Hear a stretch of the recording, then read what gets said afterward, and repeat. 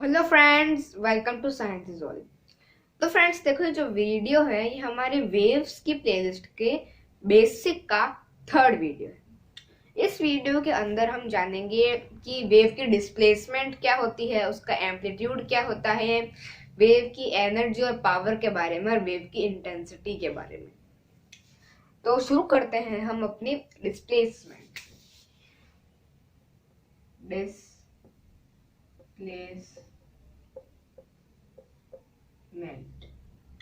हिंदी में हम डिस्प्लेसमेंट को कहते हैं विस्थापन। ठीक है, तो देखो, मानो एक वेव है।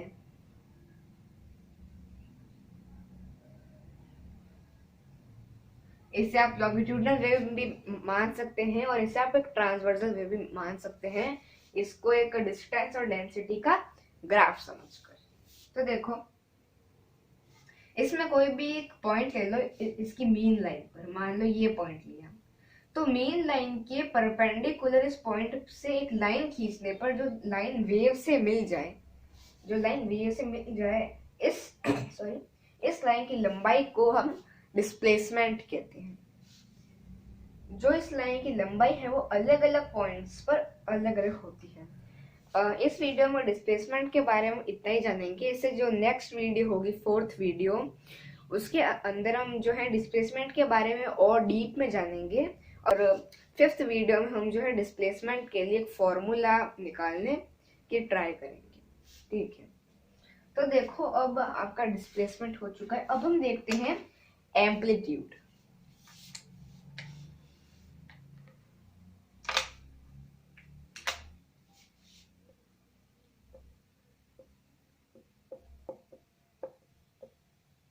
एम्पलीट्यूड, अब ये जो आपको वेव दिख रही है, इसके ये क्रेस्ट पॉइंट देखो, ये पॉइंट यहाँ पे मान लो,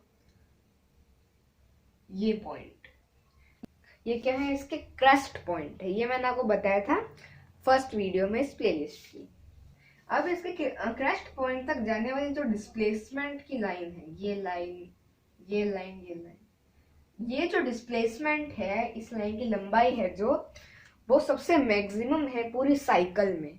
क्यों? क्योंकि इसके पीछे यहाँ पे जो भी डिस्प्लेसमेंट है वो इससे छोटी है, लाइन की लंबाई देखने से दिख रहा है, और इसके आगे के डिस्प्लेसमेंट्स भी छोटी है। तो ये क्या है, मैक्सिमम डिस्प्लेसमेंट्स है, और इनको ही हम एम्पलीट्यूड कहते हैं, जिसे हम लेटर ए, कैपिटल ए से दिखाते हैं।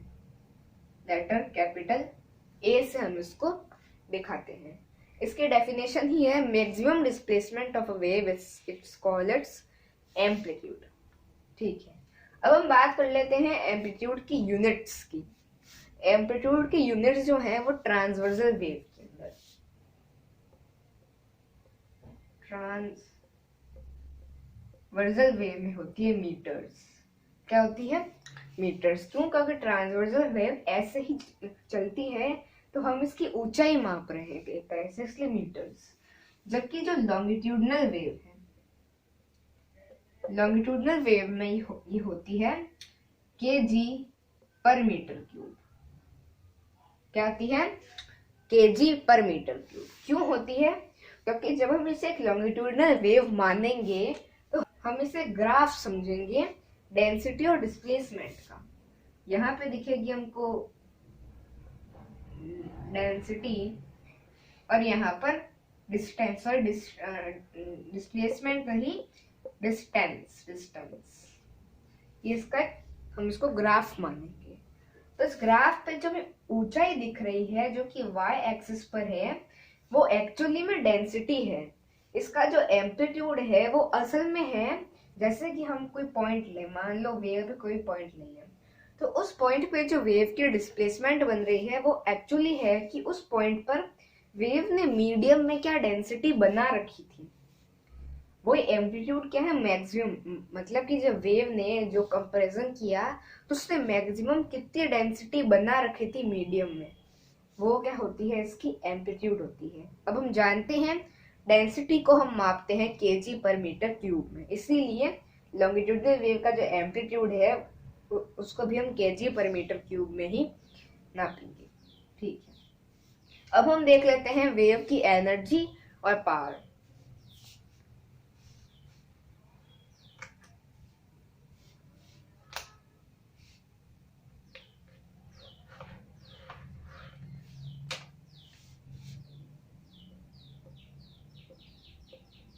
Energy and. देखो मैंने आपको वेव की फर्स्ट वीडियो में बताया था कि वेव की डेफिनेशन की disturbance in a medium which contains energy, मतलब कि वेव के पास एक एनर्जी होती है। अब वेव के पास जो एनर्जी है उसके लिए कोई ऐसे फार्मूला नहीं है। वेव के पास जो भी एनर्जी है वो उसके वेव के टाइप पर डिपेंड करती है। जैसे इलेक्ट्रोमैग्नेटिक वेव की एनर्जी कुछ और होती है, साउंड वेव की एनर्जी कुछ और होती है, स्ट्रिंग वेव की एनर्जी कुछ और होती है। ऐसे वेव के पास जो भी एनर्जी है उसे हम लेटर कैपिटल ई से दिखाते हैं, लेटर कैपिटल ई से दिखाते हैं, और इसकी यूनिट्स हैं जूल्स, जिसे हम जे से रिप्रेजेंट करते हैं। जैसे कि 10 जूल्स तो हम लिखेंगे 10 जे। वैसे ही वेव के पास जो भी पावर है उसे हम कैपिटल पी से दिखाते हैं, कैपिटल पी से हम उसको दिखाते हैं। जो पावर है उसकी यूनिट्स होती हैं वॉट, जिसे हम डब्ल्यू से दिखाते हैं। अब वेव की एनर्जी और पावर का फॉर्मूला है power is equals to energy upon time. मतलब कि वेव की पावर क्या है कि वेव के पास कितनी एनर्जी है बटा वो एनर्जी कितने टाइम तक चली है, वो उसका टाइम। ठीक है, एनर्जी को हम हिंदी में कहते हैं ऊर्जा, पावर को हम कहते हैं शक्ति। ठीक है, और अब हम बात कर लेते हैं एक बार इंटेंसिटी की।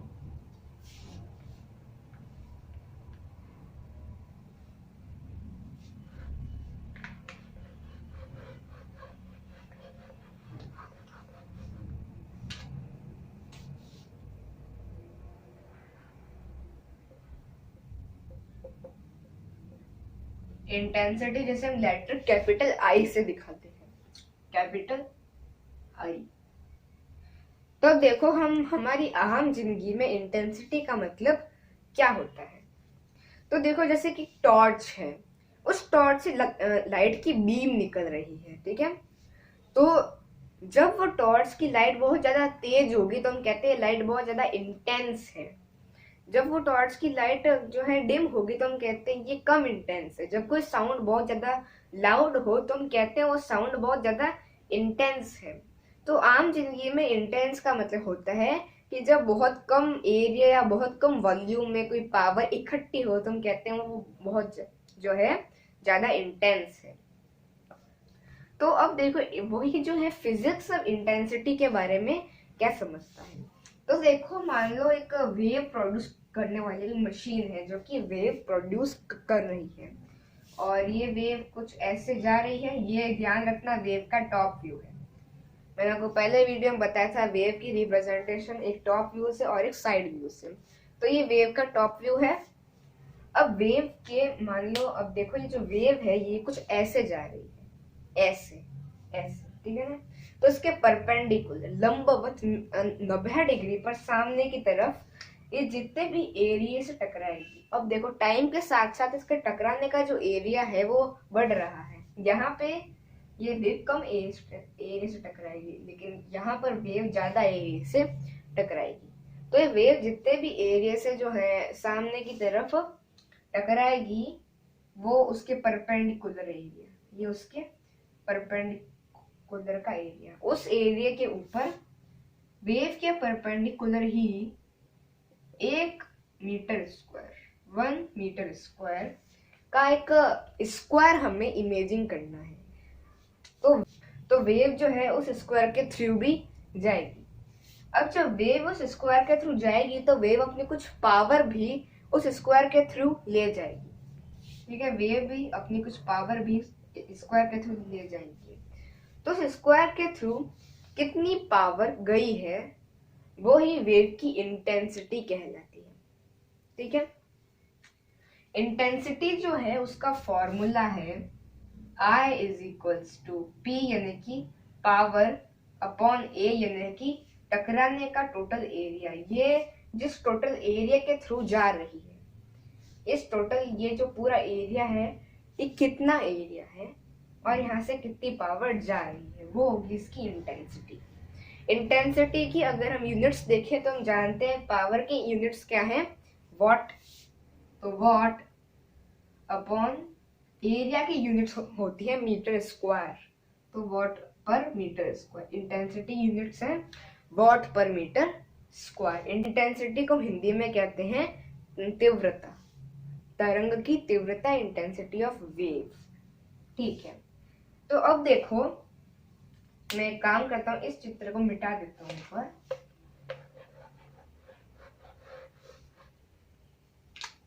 अब देखो ये जो फॉर्मूला है, ये फॉर्मूला ठीक भी है। कैसे ठीक है? तो देखो एक जो है आप घर पे कर सकते हो ये प्रैक्टिकल। आप एक टॉर्च लेना,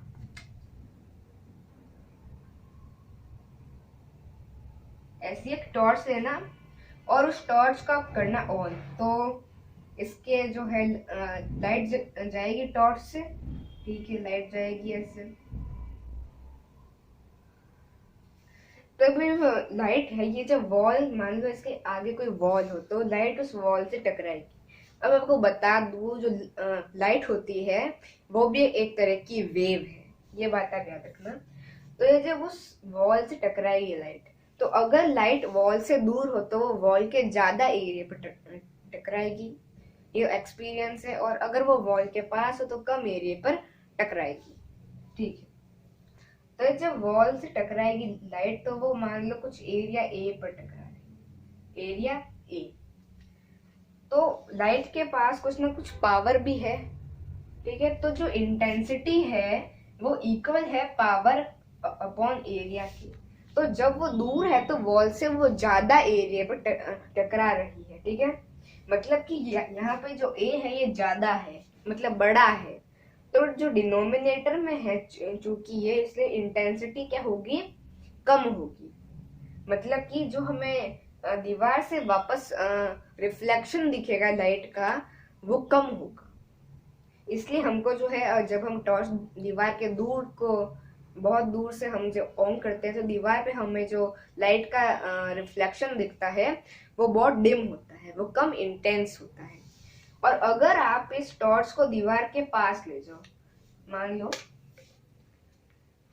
यहाँ तक आप दीवार के पास ले जाओ इसको, तो जो जिस एरिया से टकरा रही है वो जो है छोटा है एरिया बहुत। तो जब एरिया छोटा होगा, पावर सेम है टॉर्च की, तो जब एरिया छोटा होगा तो यहाँ पे जो एरिया है वो डिनोमिनेटर में है, इसलिए इंटेंसिटी ज्यादा होगी। इसलिए वॉल के पास अगर आप एक टॉर्च जलाओगे तो वॉल से जो रिफ्लेक्शन आएगी वो रिफ्लेक्शन बहुत ज्यादा इंटेंस होगी। ठीक है, वैसे ही साउंड के साथ है। जैसे कि मान लो यहाँ से कोई आपका फ्रेंड है, वो कुछ बोल रहा है यहाँ से, और यहाँ पे हो आप। अब जो फ्रेंड है वो अपने मुंह से साउंड वेव कर रहा है प्रोड्यूस, ऐसे। तो अभी जो साउंड वेव है ये जैसे जैसे दूर जाएगी वैसे वैसे इसके जो टकराने का एरिया है वो कम हो जाएगा। ठीक है, तो इंटेंसिटी क्या होती है, पावर डिवाइडेड बाय एरिया।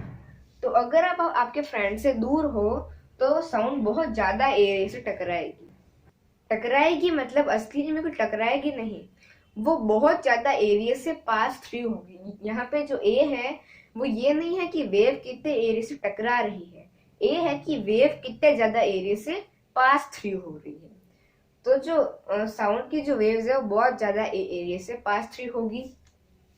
तो जब यहाँ पे ए ज्यादा होगा, पावर सेम है, तो इंटेंसिटी क्या होगी, कम होगी। अब देखो साउंड में एक बात है कि साउंड की इंटेंसिटी जितनी ज्यादा होगी उसकी लाउडनेस भी उतनी ही ज्यादा होगी। जितनी इंटेंसिटी ज्यादा उतनी लाउडनेस भी ज्यादा। तो आपको जो है चूंकि इंटेंसिटी कम होगी यहाँ पर, इसलिए आपको वो कम लाउड सुनाई देगा। लेकिन अगर जो है वो आपके बहुत पास में हो तो जो जिस एरिया से साउंड पास थ्रू होगी वो एरिया बहुत कम होगा, जिससे इंटेंसिटी ज्यादा होगी। और जब इंटेंसिटी ज्यादा होगी तो लाउडनेस भी ज्यादा होगी, इसलिए वो आपको तेज सुनाई देता है। यही कारण है कि क्यों दूर अगर कोई स्पीकर है तो उसकी आवाज हम तक जो है धीमे आती है और जो पास है उसकी आवाज हम तक तेज आती है।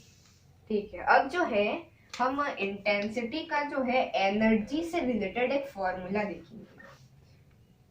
तो अब देखो, हम जानते हैं इंटेंसिटी क्या है, पावर अपॉन एरिया।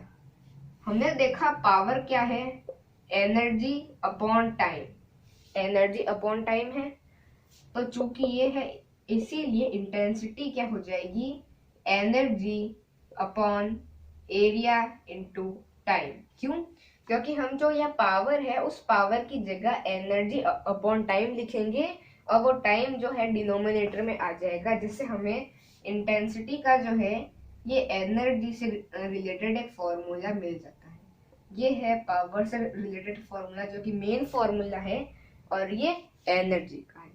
अब हम देख लेते हैं इंटेंसिटी एंड एम्पलीट्यूड का रिलेशन, जो कि कोई भी टाइप की वेव पर काम करेगा।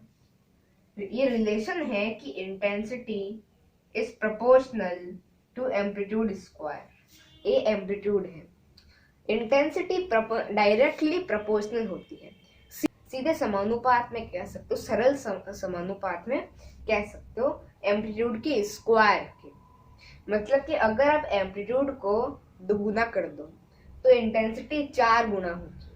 अगर आप एम्पलीट्यूड को 4 गुना कर दो तो इंटेंसिटी 16 गुना होगी। अगर आप एम्पलीट्यूड को 6 गुना कर दो तो इंटेंसिटी 36 गुना हो जाएगी। ये जो है इनका रिलेशन है, और ये सारे टाइप्स की वेव पर काम करता है। ठीक है, तो इसी के साथ हमारे जो वीडियो है वो खत्म होता है। एंड ये कुछ मेन फॉर्मूलाज हैं, ये और ये आप एक बार देख लीजिए इन फॉर्मूलाज को। And okay, tata bye bye, मिलते हैं नेक्स्ट वीडियो।